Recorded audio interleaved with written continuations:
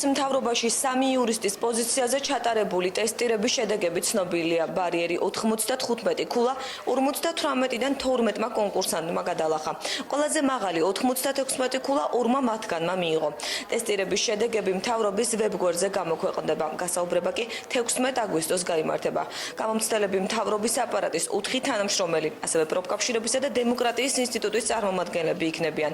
16 აგვისტოს გადაწყდება ვინ დაიკავებს საჭარის მთავრობაში იურიდიულ განყოფილებასა და უმაღლეს საბჭოსთან ურთიერთობის დეპარტამენტში იურისტების თანამდებობებს. ამ მონაცემებით დასურდება, რომ ნაწილი არის ადამიანებისა, რომლებიც არიან უნივერსიტეტის დამთავრებულები, სულ ახალგაზრდა ადამიანები. ძირითადი ნაწილი ასევე მუშაობს უკვე და აქვს იურიდიული გამოცდილება. ამ კონკრეტული ვაკანტური თანამდებობების დასაკავებლად არ იყო დადგენილი შემდეგი გამოცდილება. ანუ ნებისმიერ ადამიანს, რომელსაც ჰქონდა იურიდიული განათლება და ჰქონდა ბაკალავრის აკადემიური ხარისხი, მიუხედავად იმისა, მას ჰქონდა თუ არა სტაჟი, შეიძლება მონაწილეობა